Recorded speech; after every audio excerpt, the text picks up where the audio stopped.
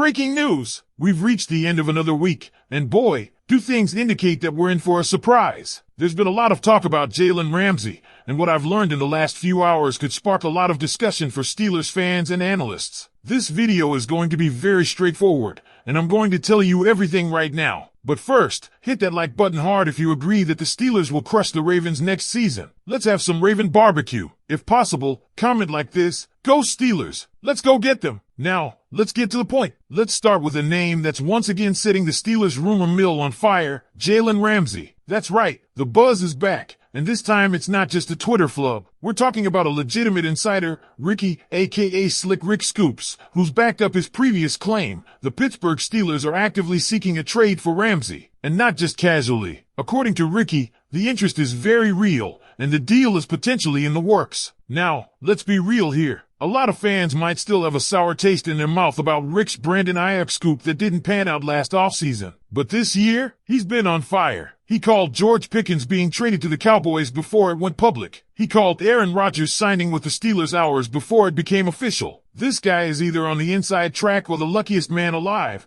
but either way, his credibility is a lot higher this time around. Here's the scenario. Jaylen Ramsay, at age 31, is no longer in his physical prime, but he still brings elite size and versatility. The 6'1", 208-pound defensive back would be slotted in as a nickel star for Pittsburgh, a role he thrives in. More importantly, the contract situation is shockingly manageable. Trading for Ramsay would only hit the Steelers' cap for around $6 million, and with $18.8 million in space left for 2025, they could still swing a wide receiver acquisition too. Think about that, Ramsay anchoring the slot while Aaron Rodgers gets another weapon? That's a game changer. The Dolphins reported asking price? Probably a day 3 pick, somewhere around the 5th round, give or take. For a seasoned, high IQ defender like Ramsay, that's a steal. And yes, this would mean B. Bishop Jr. likely loses his starting slot corner spot. But in a competitive league like this, you go with who gives you the best shot at playoff wins. But hold on, we're not even close to done. Because speaking of Aaron Rodgers, the veteran QB is stirring up just as much excitement. NFL analyst Mark Schlereth recently spent an hour with Rodgers and came away convinced that the former Packer is ready to torch defenses in 2025. After battling injuries early last season in New York,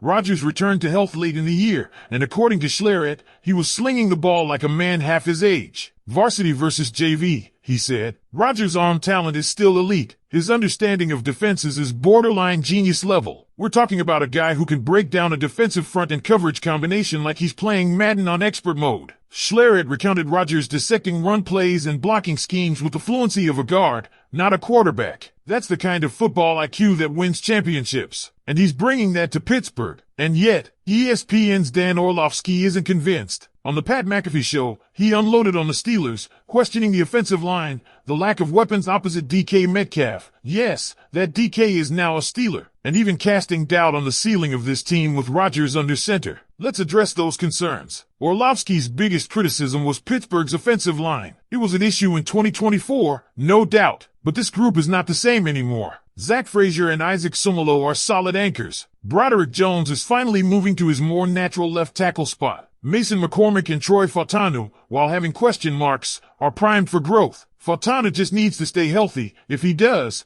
this O-line could be the best we've seen in years. Then there's Calvin Austin III. The national media keeps sleeping on this guy. Last season, with Russell Wilson and Justin Fields under center, Austin was barely a second or third read. His speed, route running, and separation skills didn't get showcased. That won't happen with Rodgers. Rodgers processes the field faster than almost anyone. Expect Austin to break out big time. And yet again, folks are forgetting this team isn't trying to be the 2013 Broncos. The identity is defense and ground and pound football. And the Steelers have a defense that can punch with anyone. The run game is going to see a resurgence with Caleb Johnson and Jaylen Warren. Add in a healthy Rodgers and potentially another wideout signing, and suddenly, the so-called question marks start looking more like exclamation points. Now, for the kicker, Dan Orlovsky actually said the Denver Broncos will be better than the Steelers in 2025. Broncos, with Bo Nix at quarterback, J.K. Dobbins in the backfield, if he can stay on the field, a receiving core that doesn't scare anyone. Really? Compare that to a 4-time MVP in Rodgers, a legit run game, a top-end defense, and a front office that's clearly not finished adding talent? Come on now. But hey, I'm just one voice in the sea of Steelers Nation. What do you think? Should the Steelers pull the trigger on a Jaylen Ramsay trade? Is Aaron Rodgers still a top 10 quarterback? And who's the better squad in 2025, Pittsburgh or Denver? Let me know in the comments, and don't forget to like and subscribe for more exclusive updates. If you're just joining in, welcome to Steelers Talk, where we don't sugarcoat anything. We dig deep, we go behind the scenes, and today, we're pulling back the curtain on a Steelers team that may be preparing to make one of the boldest, most calculated pushes we've seen from the front office in recent years. You can feel the urgency. Omar Khan isn't just dabbling in off-season moves, he's orchestrating a full-on rebuild around one mission: win now. Let's circle back to something you absolutely need to keep your eye on: the potential for not just one,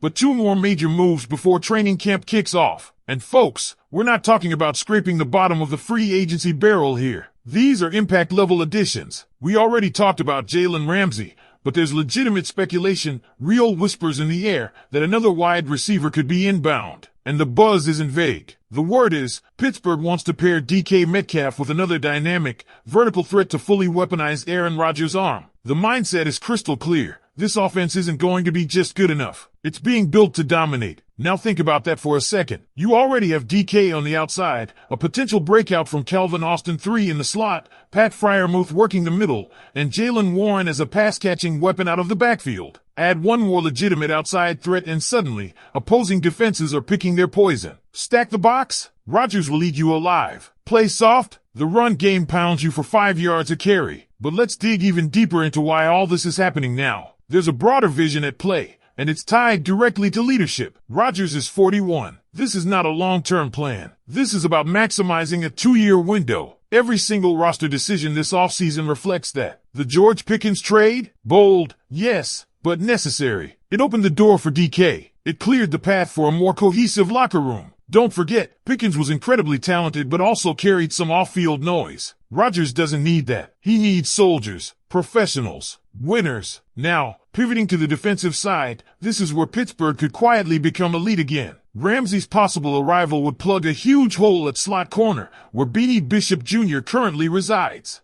Bishop had flashes but lacked consistency. Ramsay, even at 31, brings a blend of IQ, physicality, and swagger that instantly elevates this secondary. And the Steelers have the cap room to do it, without jeopardizing future flexibility. Imagine a secondary featuring Minkah Fitzpatrick, Joey Porter Jr., and Jaylen Ramsay. That's not just respectable, that's menacing. And this all ties back to the narrative building around Rodgers. National media outlets want you to believe he's washed. They cite his age, his injuries, his off-field persona. But here's the thing they don't get. Rodgers isn't just physically elite. You feel it too, don't you? That surge of energy, that flicker of hope becoming something real. The Steelers aren't just aiming to win a few more games. They're aiming to make noise in January, and maybe even into February. And now it's your turn. Sound off in the comments. Should the Steelers go all in and finalize the Jaylen